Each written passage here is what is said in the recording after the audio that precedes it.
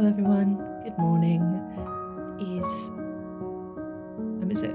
Almost 11:15 on the 18th of January. Oh no, my arm's disappearing. Hold on, let me fix that. I had fixed it a moment ago. It's gonna look real weird for a second.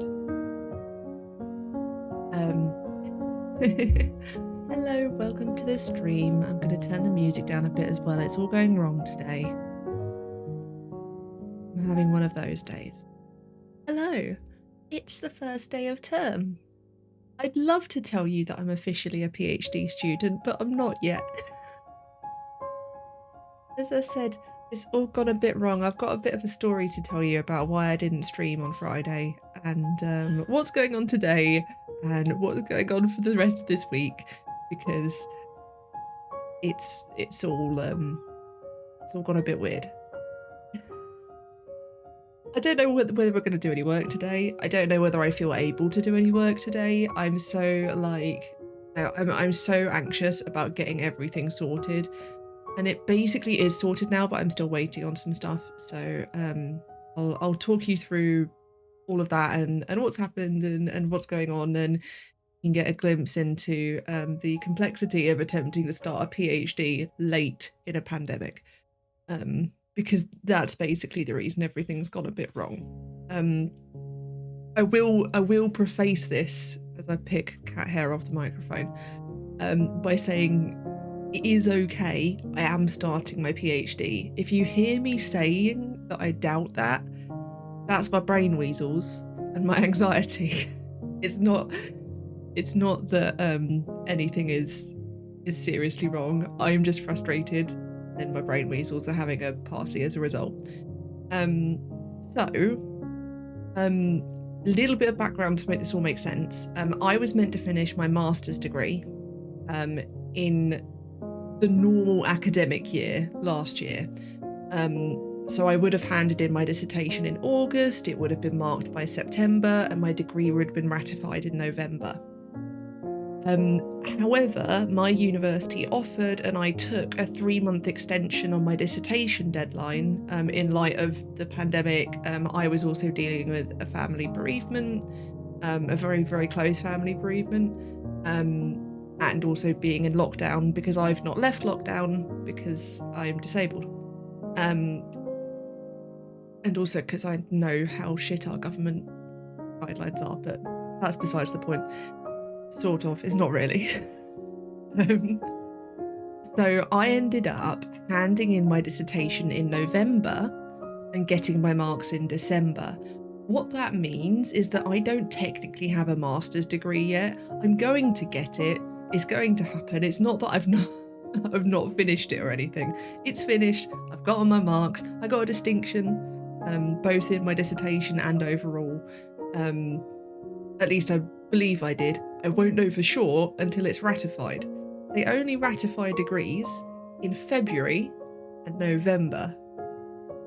So basically, I don't have a master's degree until February, which is fine, except that my PhD program, I was accepted based on me having a master's degree at a specific level. I had to get a merit in my master's degree. Again, I got a distinction, it's fine.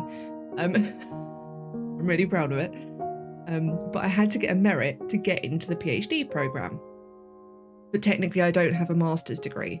So I was receiving some stuff through, like I talked last week about getting that email that had all of the details about when my deadlines are, how my supervisions work, that sort of thing. So I assumed everything was going normally because there was no reason to believe otherwise. I'd gotten those emails eventually. I knew I wasn't going to get anything in the holidays. I knew it was then going to be delayed because we went into full national lockdown. It wasn't surprising. But what I hadn't received is any details about how to register. So when I did my master's degree, when you register, you go in there during Welcome Week, or what others would call Freshers Week. But obviously that was normal academic year intake, so that was September intake, as well as not being in a pandemic. So I would then go and do going around all of the desks effectively to register and enroll and everything. obviously isn't happening this year, it's working differently. And also because I deferred because of my extension, I'm starting in January, which isn't uncommon for a PhD. It's actually quite common to start in January. I won't be the only person starting now. And I will just work on calendar years rather than academic years. I'll finish in December 2024? Yeah. Assuming I'm on target and don't take longer, which is very possible. It's very common. It's slightly more likely for me because obviously I have my disability to cope with as well, so it's very possible that it might take me longer, and that's fine, because I'm currently self-funding, so I don't have to worry about, like, it's not like I've got a scholarship that runs out in a certain year or whatever. But anyway, the thing I hadn't gotten was anything about registration. So I set myself a deadline of, look, if I haven't heard anything by this point, it's clearly not COVID, it's not, there's something else that's gone wrong. So on Friday, I called, so the other thing that complicates it also, admissions is handled by like 3 different departments for me. Because there's the admissions department that actually do the application process. Then there's the graduate school because I'm going into a postgraduate degree. And then there's the School of English or the Department of Arts and Humanities because that's the department and school I'm going into. And department is above school. So like the Department of Arts and Humanities contains English and all of the other arts and humanities subjects. So I called the School of English because I wasn't sure which of all of those things I should be calling. And they were lovely. They gave me the name of someone. I have no idea which of those departments this person was in, but then I emailed them and they assembled a team of like 8 people, they said, to then work out how to fix it. Because basically they had to, the reason I hadn't had any registration stuff come through is that the system had not received any notification of my master's degree, and therefore I was just sort of stuck receiving the registration information. So I sent them like the write-up from my dissertation. I noted, you know, I've got these marks here and here. No, it's not ratified yet, but by all of the metrics in the postgraduate taught handbook, I've gotten a distinction. You can see I've got distinctions ratified in these modules. I didn't mention the 2 modules that I got a pass in. You can see this is my dissertation mark. Like, I did well enough, guys. Please let me in. So, and they basically had to go and get someone higher up to sign off on that being okay. But they did, and they did it within 1 day. Friday was absolutely fucking horrible. I've been in a pain flare since then, just because it was so stressful, because I was sitting there not knowing I was starting my PhD. And in the admin staff were fantastic, and in their emails they were like, don't worry about this. We do want you to come and do a PhD. It's okay. We know we will be giving you a master's degree. We know that. We just have to, it's just hoop jumping basically. And that didn't help, obviously, because I have a chronic anxiety disorder. So I continued to sit there feeling like absolute garbage, like with everything in my body and mind starting to flare through the day. But before the end of the day, they had sorted it out, and they said on Monday you will get stuff through, sorting out registration for you. And so I was able to actually relax for the weekend, knowing that this would in fact be my first day. It's kind of not. It kind of is, and it kind of isn't. There are more hoops. So I got up this morning. I've been trying to do a night routine and a morning routine again, because I have been sleeping so badly, so catastrophically badly.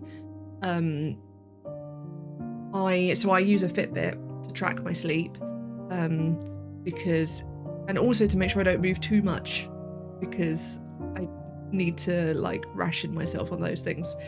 And I can see how it's not so much the quantity of sleep that I'm getting. There's one of the things that fibromyalgia does, is it makes your sleep quality very bad. So basically, I don't get enough deep sleep, which is the stuff that actually resets the brain, heals the brain overnight. It's the restful bit. And you're supposed to get it's something like 12 to 20 or 12 to 18% of your sleep should be deep sleep, and I'm always pretty much under 10%.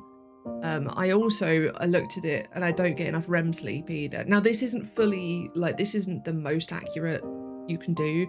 I'm gonna have a sleep study done as soon as I can. I've talked to the hospital about that, and my nurse wants to do it too.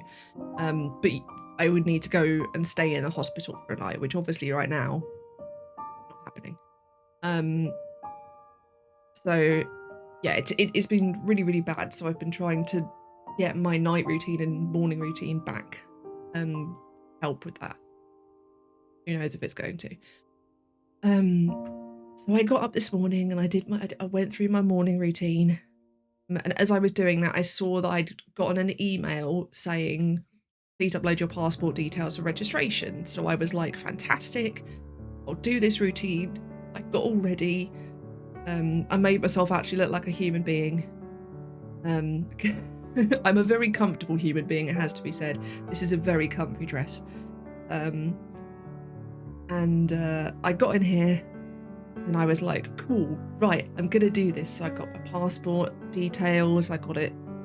I actually already had a photo of it from last year, or the year before now. And I got that uploaded, and that all went through automatically and was fine. And then I got the details for the next bit of registration, which is basically I've got an ID number through, and then I have to, I'm just reading this off here, so I have to set up my IT account and activate that. I get a different type of IT account as a PGR student, which is a research postgrad rather than a taught postgrad, which is what I was before. So I don't just inherit my previous, I'll still have my previous login for a bit, but I won't it won't be the one that I'm using. They'll then have to merge it all together. So you activate your IT account, then you enroll online, and then there's a few other, like, it says there's a few other things you can set up, which I haven't even looked at yet, because I got to the IT account registration and I put all my details in and it's not working. And the reason it's not working is this. Please note, you may need to wait 48 hours after receiving your how to enroll message.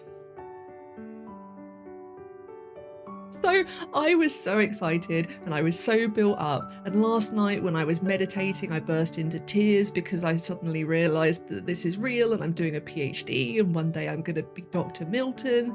I'm the first person in my family ever to do a bachelor's degree, let alone a PhD, and I was so excited,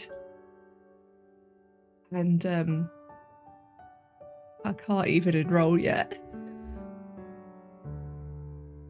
So it's been a weird morning because I was like, what I really want to do this week is I really want to make sure that I work on starting to build up, I make my priority building up the number of hours of studying and work I can do. Because I think that's a really important thing for me to get. I'm not the level I want to be. I know it's going to be variable, but part of what I need to do is to continue trying to do that even when it's hard. I'd had all of this thought process and now I'm stuck. So, because I was like, what I'll do is in the morning, I wasn't planning to stream this early. We're here streaming because I'm stuck, and I don't know what to do. My plan had been spend this morning sorting out all of the admin stuff, and that was all sorted and I could register for everything. I'd know when a few more things were. I would then have my email account so I could email my supervisor, which is the first thing I need to do. I don't know when I lose access to my previous uni account. So I didn't want to email her from there, only to not be able to receive the email. So I want to wait until I've like gotten it all sorted. Also, so I'm actually a proper student and can actually access all of the stuff that I need to do. Because basically then the first thing I have to do is email my supervisors. I think I have to email both of them actually, set up an initial appointment, and then we go from there. But I can't do that yet. So, but I had the plan that because I've got all of these books here, all of which I need to read, I know I need to read them. That's not a thing that's going to change, even if I have a discussion with my supervisor where we decide I'm going to focus on something else first. Reading those books now is still useful. And I sat and I looked at the books and I went, I just don't have the brain for this right now. I just can't process the reality of not knowing for absolute certain that everything is okay, not having the proof of having registered and enrolled. Like, I didn't believe it with my master's degree until I was literally holding my ID card. I don't think I even fully believed it until I'd gone to a class. I've said before that doubt is my least favourite mental illness symptom. This is why. Because I don't think I'm capable of reading anything right now. I don't think I'm capable of doing that sort of focused study. I don't know. And that is really frustrating because I turned up ready, but I'm just so tired now. I've eaten a load of chocolate to see if it would help. Chocolate is the only caffeine source I have because caffeine can do stuff to my anxiety. I've not had caffeine since I was like 14, 15, or maybe a little bit older. But I've not had caffeine. I've not like drunk caffeinated drinks because that's the main source that people have. Obviously, I've got caffeine from chocolate. But yeah, so I just didn't know what to do. So I loaded this up because I was like, well, at least then I can talk about it and process it, and maybe I'll be able to work out what I feel able to do. I've been back to bed and I tried to sleep some more. It didn't work. I couldn't do it. Like I could feel myself not being able to keep my eyes open and being tired, but then my brain was also racing at 1,000 miles a minute. I'm astonished I'm not talking faster than I am. I'm talking quite fast, but it's not so fast it's coming out incoherent. Hope. I'm also conscious that, hey, iTrash, welcome to the stream. We're just chatting a bit about my first day of term, which is all going a bit wrong at the moment. But yeah, so I don't know that I'm going to get any reading done. I don't think that's going to happen. I'm conscious that I was in a lot of pain yesterday, and I don't want that to recur because I'm getting stressed today. I've got my next therapy session is tomorrow, so that should help hopefully. And then I'm seeing my mentor on Thursday. So I know I've got space scheduled to process what's going on. I just want to make sure I'm looking after myself in the meantime, even if what that means is that I say, okay, we're not achieving any studying until this is sorted, which is really frustrating and annoying. But it might be what I can do. And I had to remind myself that most people wouldn't have done any. I've been studying through the entire Christmas holiday. Most people wouldn't have done that.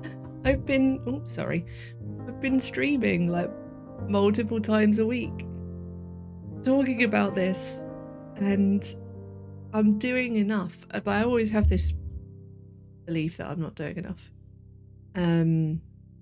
That's how anxiety works. So yeah, I mean, I've got some books that are easier than others, but some of the ones that are easier to read are cryptically the ones I need to do closer analysis of. So for example, that I've got several graphic novels there, or comics in some form. And they're lighter reading, but I'm not as used to analysing graphic novels. I've got a book that I use because I wrote a paper on shame and depression last year, and I looked at Ali Brosh's blog as part of that, Adventures in Depression, which if you've not checked it out, it's amazing. One of the books I've got over there is her book, Solutions and Other Problems. When I was studying that, I read a book called Understanding Comics by Scott McCloud, which I've also got over there, which was fantastic and taught me a lot about how to analyse graphic novels. I'm still very new to it, so even though, like, the process of reading it, like, it's not like reading a critical text where you're having to really process the meaning of everything, and working out what the fuck they're saying, especially with philosophy texts.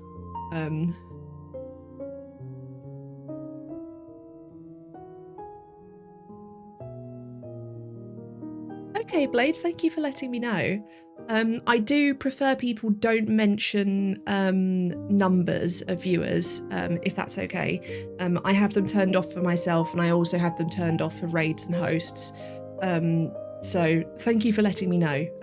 But if you could avoid doing that in the saying the numbers specifically in the future, I'd appreciate that. What was I saying? Yeah, so I think in order to do those, also because they're basically primary source texts, so I need to read them a bit more closely. I'm probably going to read them twice. That's the thing that I'm not very good at doing that's really common, and that I should be better at doing. So I can on my reading list on Notion, I've got where we put things into a close reading to do, separate to a general reading. So there's that, which is an option. I'm just trying to log into my IT account again. I'm just going to do that periodically. Yeah, so I've got that I could do, but it's just hard. I don't know, because it's I don't just want to type notes up again. I'm so sick of typing notes up. You're okay. So I don't know, maybe I think probably the best thing to do, and maybe I'll try doing this here, and then if I just get stuff done in one burst, then that's okay. And I'll try reading something, and we'll see what happens. And it might be that it doesn't work, and if it doesn't work, that's okay. But at least this way I've tried, and then I think I'll feel better, because I know that, like, I've tried to do that even if it hasn't worked. So also there's more chocolate, so I can always just reward myself with more chocolate. So the question is, what do I want to read?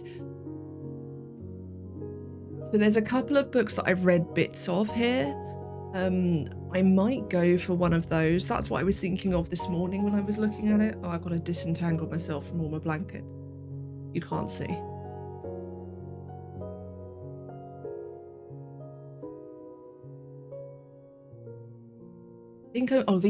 These are new books that arrived, by the way, that I can show you.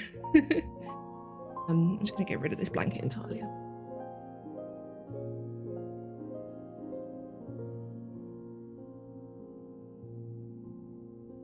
I've got a pile of blankets in the cat's bed now. She's actually been using it just because I've been piling all my really nice blankets in there. Okay, so I've got... No, I'll do it this side. This is When the Sick Rule the World by Dodie Bellamy, which got recommended in my reading group, in one of the texts we read for that. So this is a mixture of essay, memoir and story, and lyric prose. So that's going to be really interesting and might be an easier one to read. So I could start with that one. This is got green in it, so it's going to have trouble. It's Disability Theory by Tobin Siebers. So when I read Disability Visibility, which is an absolutely fucking amazing book, it's a collection of essays all by disabled people talking about all different aspects of disabled life. And Siebers wrote one of the articles in it on chronic pain, and it was just amazing. And so I got their book straight away. So I'm excited for that, but again, that's a theory book, so that might, although weirdly I might want like a harder, chewy theory book, who knows. And then lastly, this book I've read bits of before. I've tried dipping into it, but I dipped into it enough to realise that it's not a book you can dip into, and I needed to read the whole thing. But it's Reconstructing Illness by Anne Hunsaker Hawkins. And it's about pathography and illness narratives, and yeah, so I've got those three that are new. I think I'm probably going to go for the Bellamy, because I think that's going to be the most accessible right now.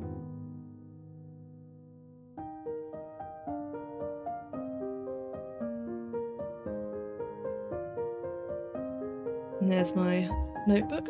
So what I need to do, get this all sorted out and set up. Move. So don't mind the cable from this camera.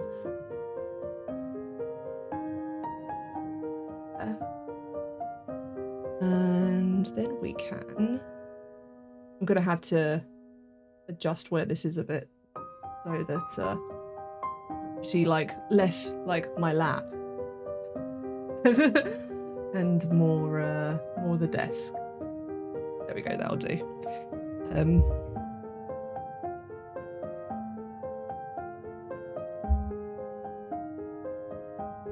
Ooh. I have to move that up a bit, otherwise I'm going to hit it with the pages. It's like a reasonably sized book. Like that's my hand for scale.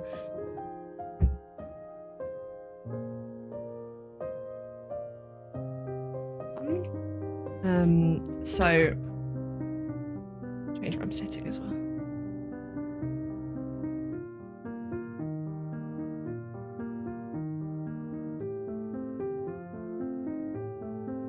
Don't know if you can hear. You can hear me still. All good. There we go. Now I can hear again. I've got these headphones that I'm using are connected to the microphone, because then the microphone feeds back into my head, my ears. Yeah, so sometimes when I move, I don't know if there's like a loose connection in the headphones or the microphone or something. Hopefully the headphones, not the microphone, because one of them was much more expensive than the other. But yeah, it's just annoying. And all I have to do is just refresh my mixer. That's all I have to do to make it work again. Oh, that went well.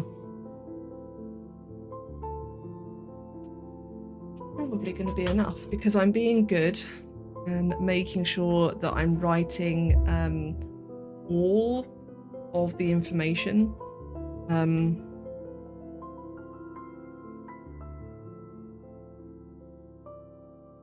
Back here.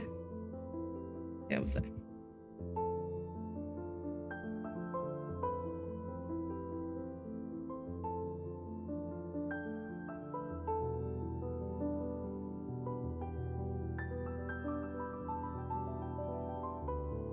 So yeah, I'm writing down everything that I'm going to need when putting it into Zotero. So in this case, it's the year, it's the publisher, and the location.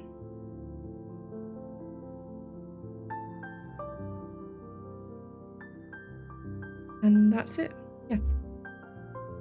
It's a lot easier with books. In articles, you have to like put the page number, the volume, the issue, all sorts of things. So, and also, so you're not going to be able to see the book fully. That's kind of deliberate. It's not my copyright. So I don't feel like showing you like one page. That's one thing, but sitting here and reading the whole book. And I've said this before, and I'm going to remind of it a few times. Yeah, it's just a deliberate choice rather than I've just angled everything badly. You can't see it. So let's have a go. I'm just going to move the microphone a bit so I can see properly. And again, I always feel really awkward when I start this. So if it seems like I'm talking a load when I start reading, it's because I feel really still feel weird reading on stream. We'll get used to it. Reading is what most of my PhD is going to involve, so there's going to be a lot of this happening.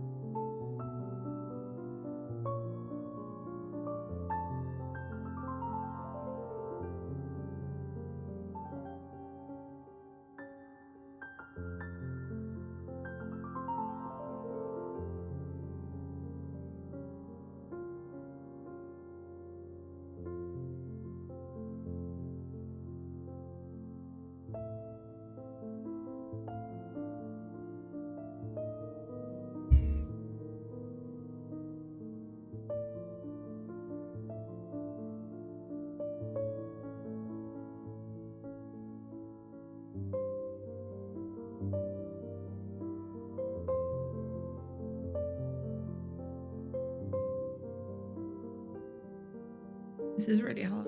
I'm very much struggling to get it into my brain.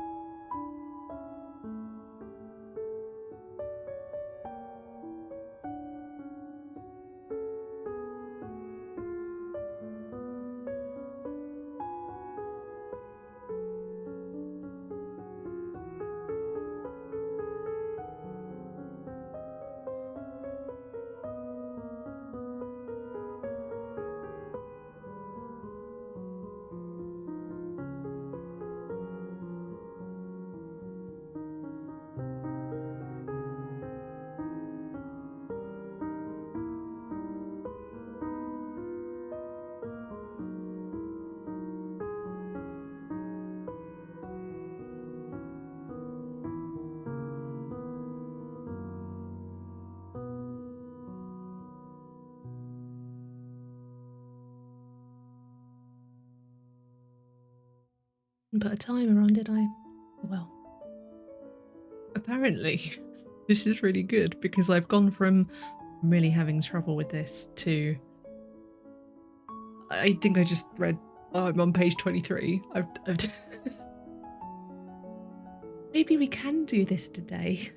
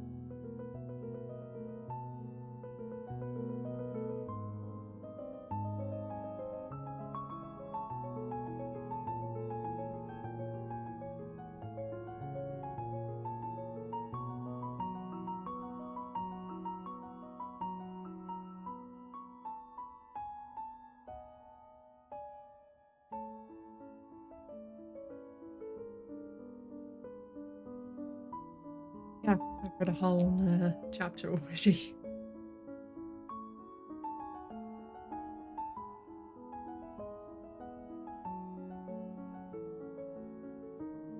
Then look straight down to read the next one. I've not made any notes yet. That's because it's not yet relevant to what I'm looking for. I think it's the nature of how it's written. Like it was a sort of bit of memoir that's like a prelude to the illness narrative in it rather than part of it itself. So what I might do actually is I might make a note that there's no illness in that chapter. There's trauma related stuff in that chapter, but not in the context of any kind of illness either during the trauma or thereafter.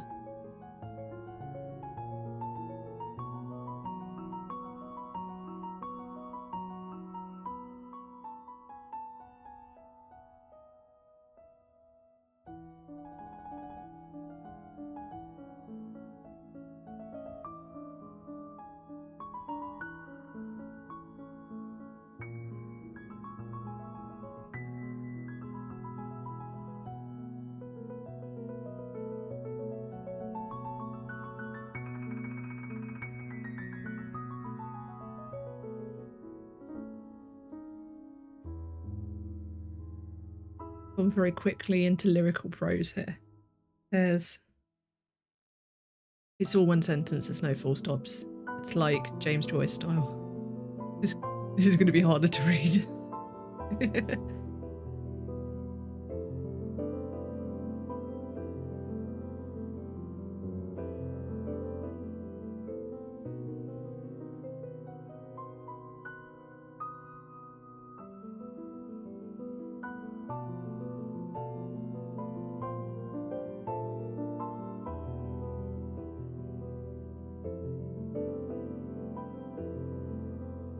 Oh, that's really cool. It's like a list of... Yeah. It's all of like 2 2/3 pages. That bit that's all in one sentence is all questions that you get asked in relation to illness. Hi Ethan, welcome to the stream. Yeah, things like where were you living when the illness started? Where were you working when the illness started? That sort of thing. Like questions that doctors would ask, basically.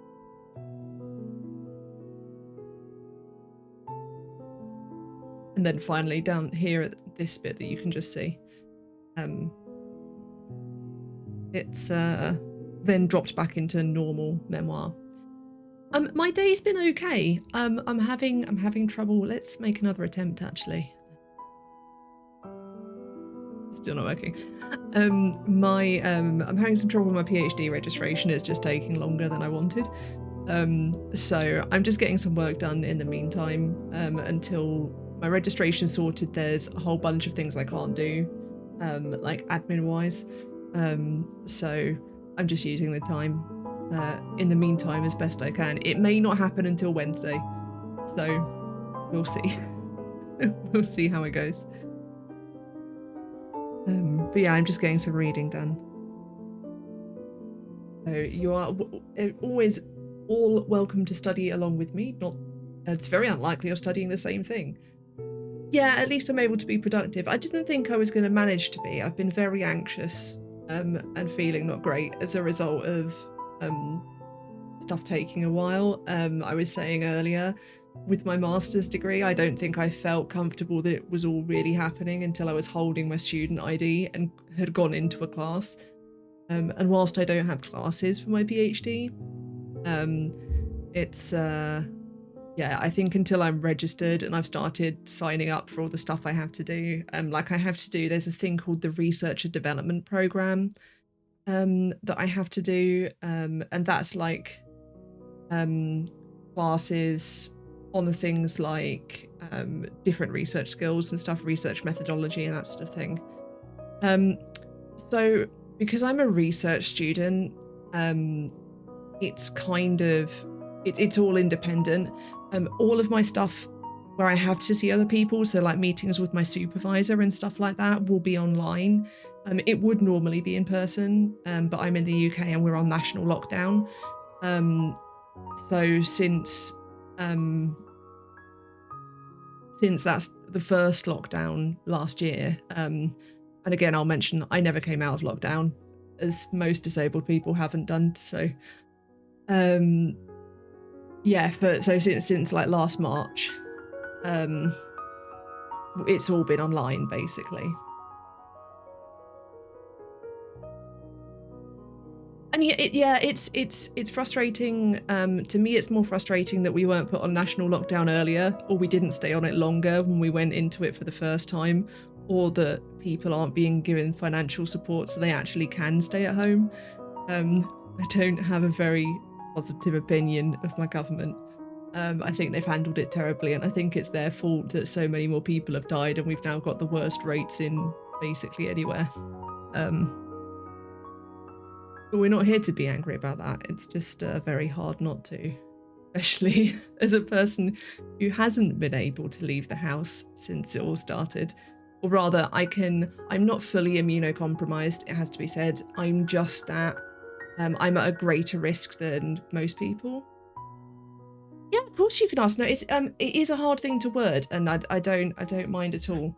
You will find some people don't like to say struggle with. I don't mind personally, but for a lot of people,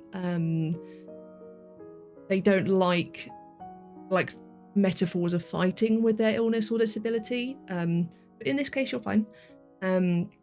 So I have anxiety and depression, and I also have a chronic pain condition called fibromyalgia. And thank you for the follow. So I get chronic fatigue, I get pain all over my body, and especially in certain parts of my body. So my hips and knees and back are all particularly bad. My hands can be particularly bad. There's points where I can't use my hands really. It's like my joints basically, and basically what's happening is that my brain, so there's two schools of thought. It's either that it's in your spine, in your like brain stem, or in your brain itself, but my body can't process pain properly, and can't fully process sensation properly. So like I'm much more sensitive to heat and cold than most people would be, and stuff like that. I also don't sleep as effectively as other people do.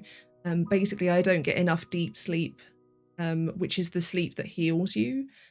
So that's where the fatigue comes from. The music has gone very dramatic for me explaining this. But yeah, so it's a thing that constantly affects me.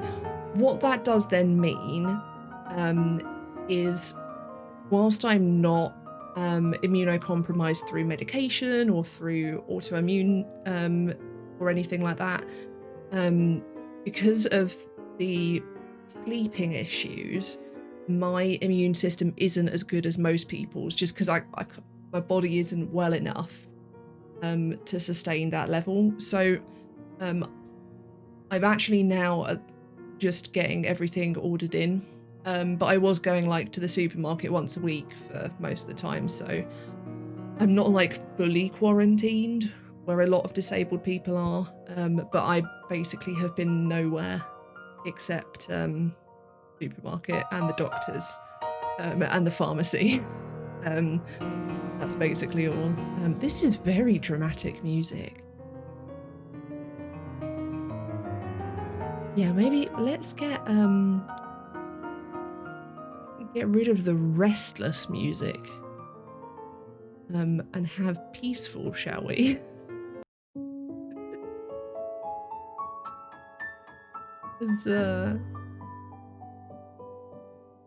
So sorry, I also struggled from a lot of undiagnosed stuff. I used to play hockey and then I took a knee in the head. I was in hospital for months and couldn't walk. Oh, I'm so sorry.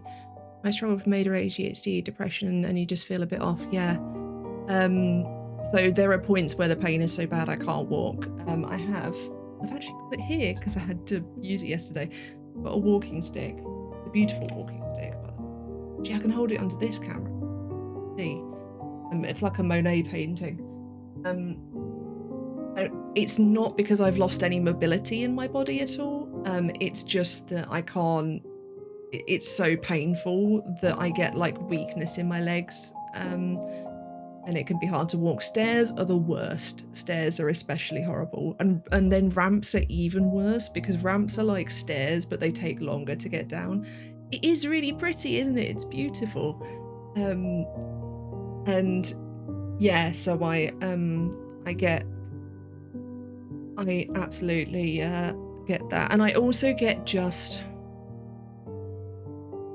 that sort of ill where you just don't feel right, but you can't explain what it is. And that's really hard. It's taken me. I was only actually diagnosed with fibromyalgia last year.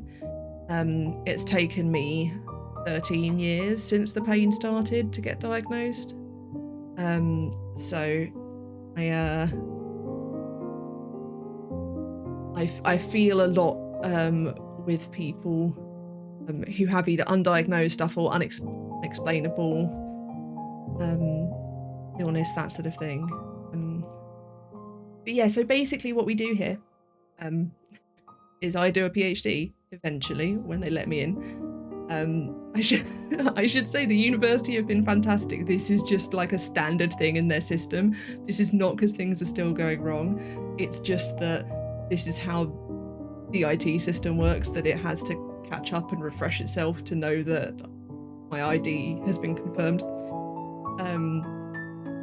So yeah, thank you. I am too. I've wanted to do this. This is the thing I wanted to do when I was little. I'm the first person in my family to go to university and get a degree. And now I'm doing a PhD, and my brothers are doing master. I've got two brothers, and one's doing a master's degree right now, and one's doing a bachelor's degree right now. So we're actually doing all of the kinds of degree in a family where in previous generations no one had gotten a degree, so that's amazing. And yeah, I had a moment last night where I just started crying because I realised it was all real. So it was bloody brilliant when I got up this morning and I discovered that I had to wait 2 more days. But yeah, no, I think it's fantastic. And what I want to, my aim here with streaming it is, one, it gives me a kind of accountability, because it is really hard being a research student because you are on your own. The only people you're working with are your supervisors. And even that, like, I'm not going to be constantly talking to my supervisor. It's my research. I have to go do it independently. And it's really hard to motivate yourself. And I've definitely found, because I started streaming last year, actually streamed as a normal gaming streamer a few years ago when I got affiliate, and then stopped for a while and came back to when I was doing my dissertation for my master's degree last year. And I found it really helped me to be working on stream. It was really, really good and really like gave me that feeling that I wasn't working alone. And also I got so many ideas from all of the discussions that we'd had on stream, that I genuinely believe my dissertation was better because I was streaming whilst I was doing it. So that really helps as well. But I really want to show people what it's like doing a PhD. It's very varied depending on what your subject is, on what university you're in. It's super varied depending on what country you're in. PhDs in other countries are very different to PhDs in the UK. And so I wanted to show that and have another sort of perspective on that, but especially to show what it's like doing it as a disabled researcher. Because academia is very hard on people. It's very, very hard. And I'm very fortunate that some of the ways it's hard, like financially, aren't as much of a concern for me, like due to my general situation. But I know a lot of people who avoid academia because they think you can't be disabled and be an academic, and that's been true for a lot of people, because of the stress and the pressure of it. But I want it to be possible for me, and so I want to show it's possible for other people as well, and show that it is inspirational, but also that I'm sure at points it's going to be absolutely awful, and gonna have to get through those points as well. We've had streams before where my hands have been so painful I haven't been able to write, and like trying to work out what work I can do instead. Because obviously if I'm reading, I need to take notes in some way. The way I take notes is I do them handwritten like this, and then I type them up so they can be searched later on. I find handwriting notes as I'm reading like makes me take the information in better, which I think is a very common thing. It's something about like the physical act of handwriting it rather than typing it up. So yeah, that's something I want to show. And it's lovely to have people in and asking about that. And I hope that you all feel always able to ask questions. I'm very happy to answer questions. I know I'm going to answer the same questions a lot. I've been thinking I need to make a command just to list all of my disabilities. I do have them in my about thing underneath, but it might be easier to have a command as well. I have commands for what my PhD is and what my field of research is. Oh, thank you, Ethan. That's really kind. And yeah, and I think it's important to acknowledge that that it's possible. I think especially, so there's a problem with how disabled people are represented in the media, where they are shown in a form that's it's called inspiration porn. You know, that sort of thing where you get like an advert and it's like, well, Jimmy couldn't walk, but he tried really hard and then he was able to again. You know, that sort of shit. And it's rubbish because it reduces that person to being that one thing. And the reason that I'm uncomfortable with it, certainly, obviously I can't speak for all disabled people. It's very common to be anti-inspiration porn.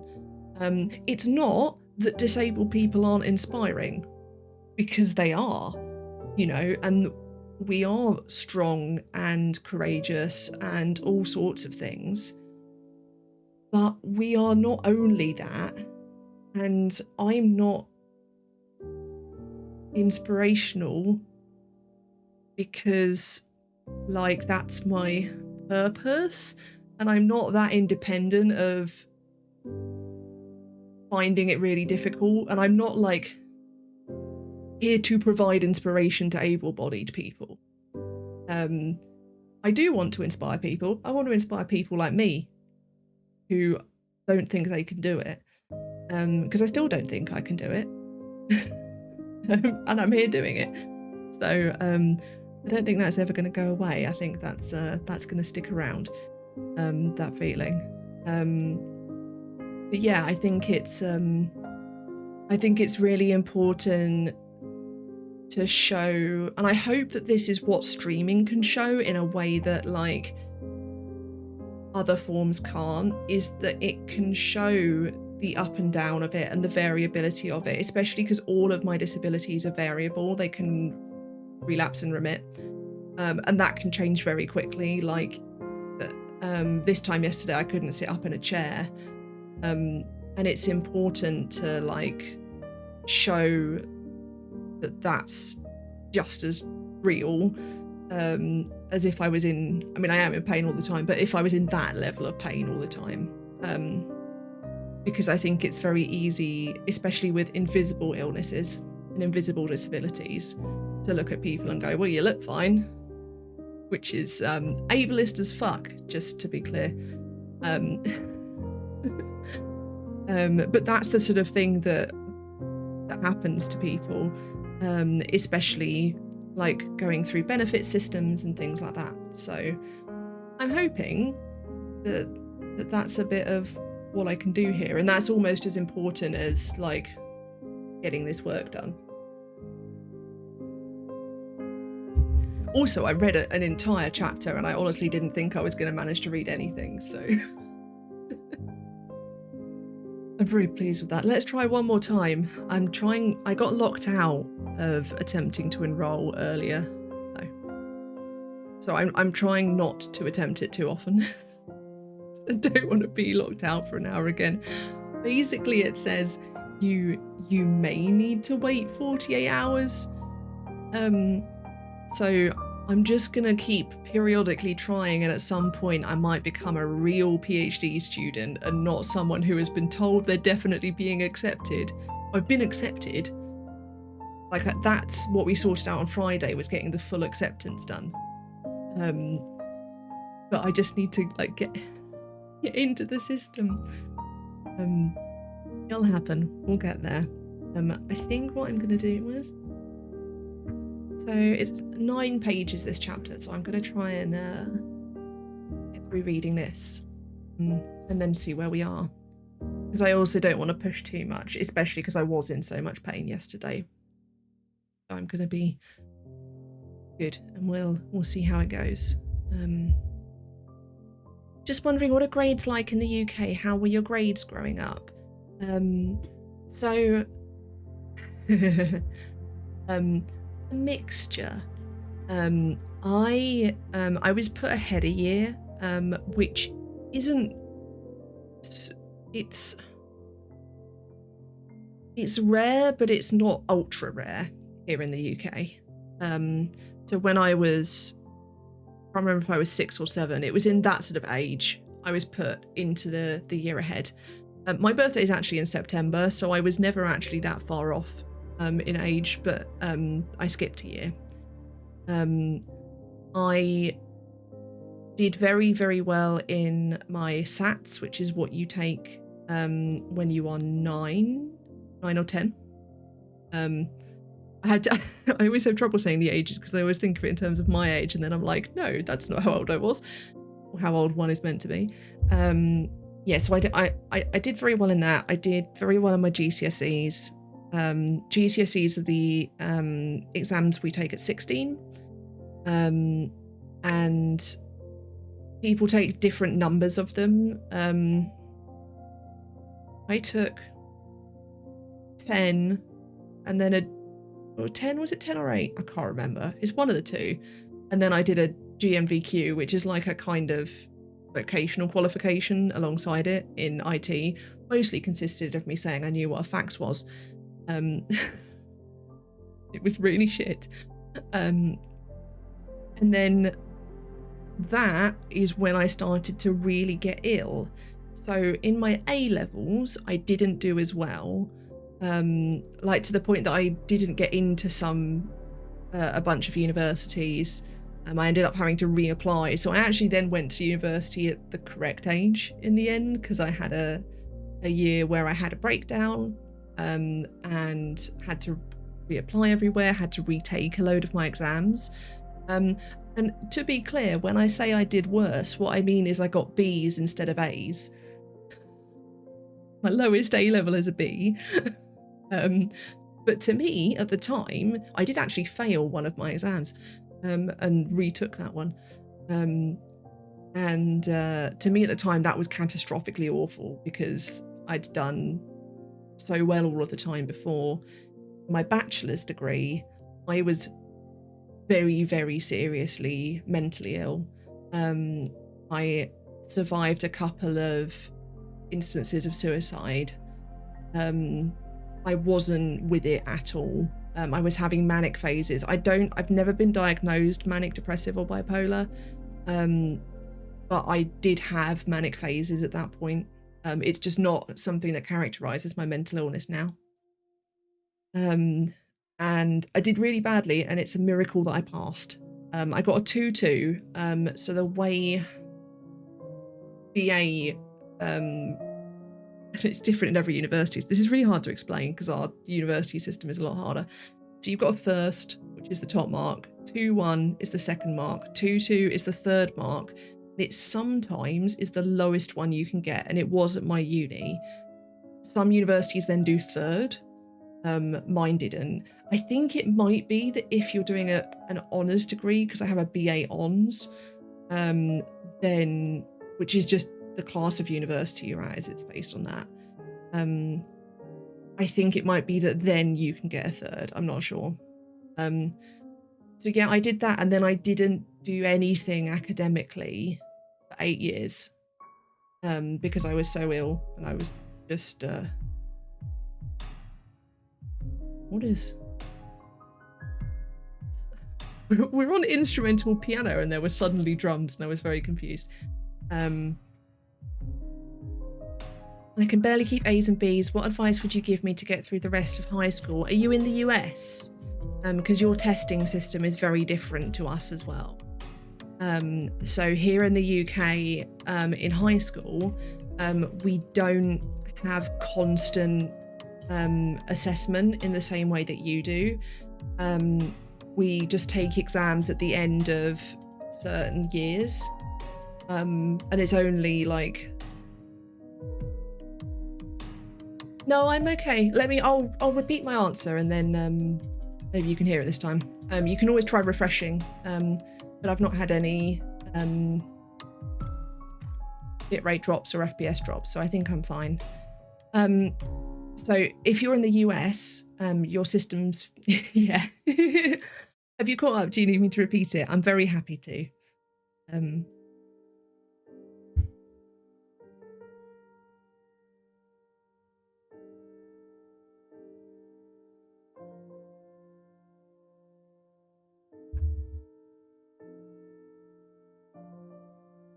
But yeah, I think if you're in a system of continuous assessment, it's a lot harder. I don't have a very positive opinion of the US system because of the stress it puts upon people. I think being constantly assessed is unnecessary. It makes education much less about learning and much more about proving that you can jump through hoops. Our system has that problem here as well. That exam I mentioned failing in my A levels, which is the exams you take when you're 18. I failed because I'd written a really good response to the question, but it didn't jump through the required hoops, basically. And because I was a fucking brat, I took that.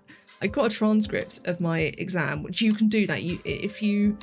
When you do exams, you can request, because it was all handwritten, a transcript of your answer. So I did that to work out why I'd failed, and read it, and my teachers read it, and we were like, this is really good. I submitted it to the University of Cambridge as my entrance essay. Because I was a brat. And they loved it. So, really, like, you can be really clever, know tons, you can have learned loads, you can have tried really hard, and then you can just fail to jump through the required hoops because what they're examining you on is not those things. It's, can you prove to us that you have internalized the information we think you should have? And especially when you're doing constant assessment, that's awful and it's really hard. My best advice, whichever system you're stuck in, would be to ask for help. We got school reports regularly, and basically a school report would be, your teachers would say what level they thought you were working at, and then they'd write like a little summary. And my favourite teacher was my music teacher. I spent a lot of time hiding in the music rooms because I just felt safer there. And he once wrote, "Rebecca is an excellent student who would be exceptional if she would only learn to ask people for help." And this has continued to be true throughout my life. I'm very bad at asking people for help, and I would have done a lot better earlier on if I had been able to. Your teacher's there to help you. Ask them for help. They want to help you, especially right now. And they know how hard it is because it's that hard for them as well.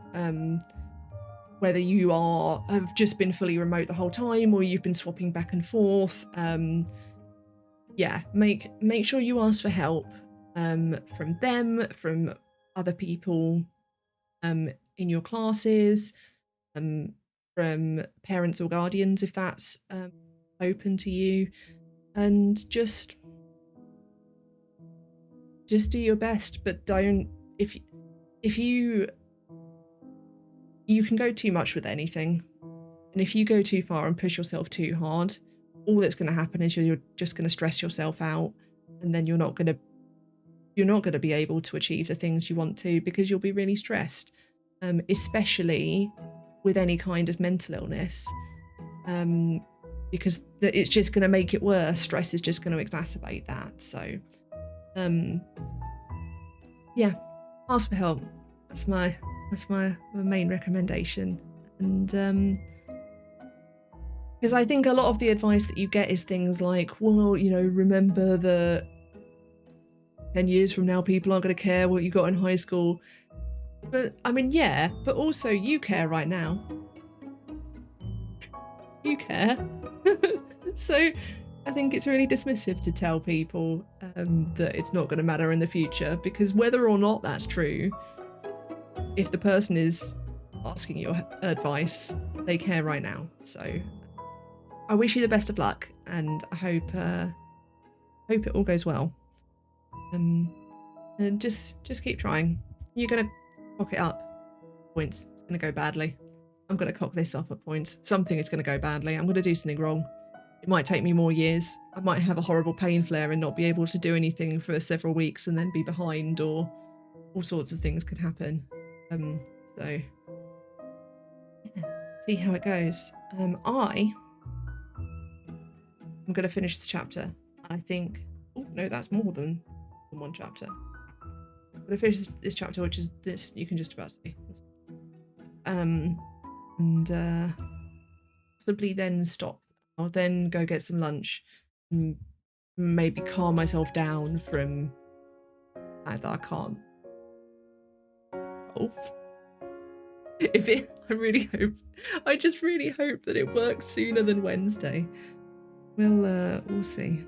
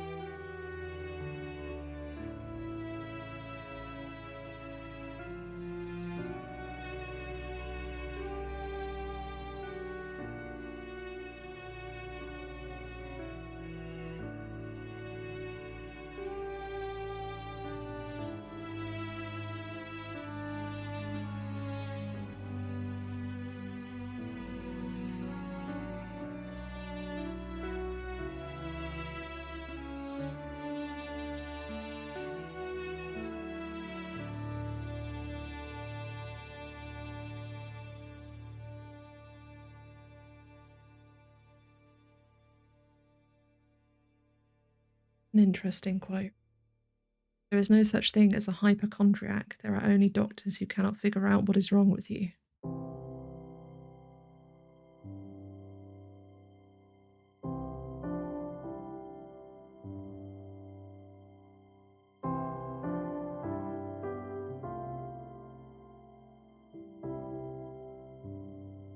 It's especially interesting because she's just had some pages about going to what she calls the monthly meeting of the sick. It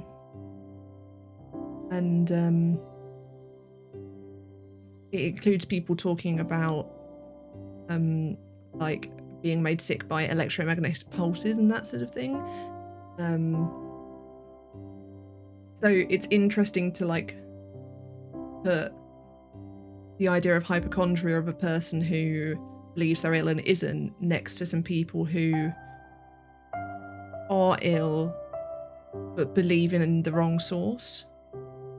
At least that's the implication in her sort of telling of it, is that these people are sick but they're looking for answers anywhere and finding ones that are conspiracies, effectively.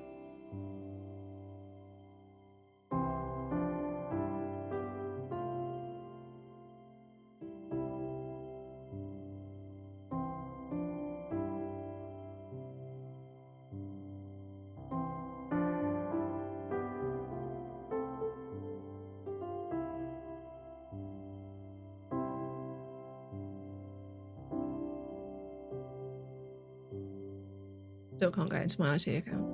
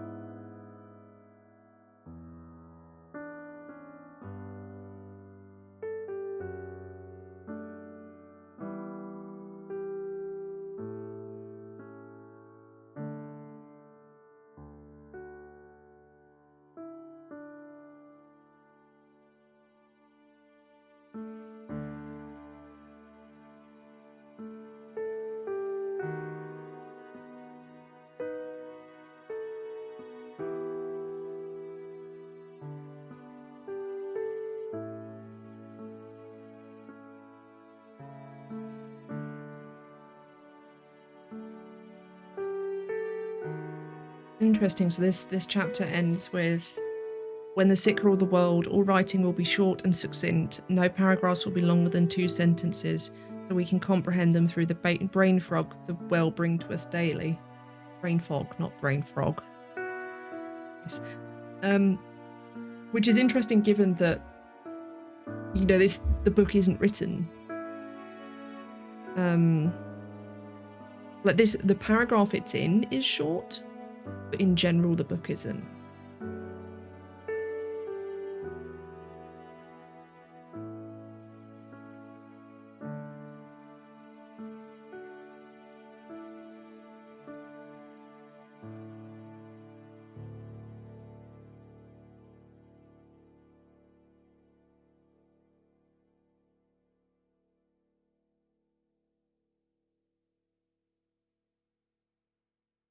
Awesome. I don't actually...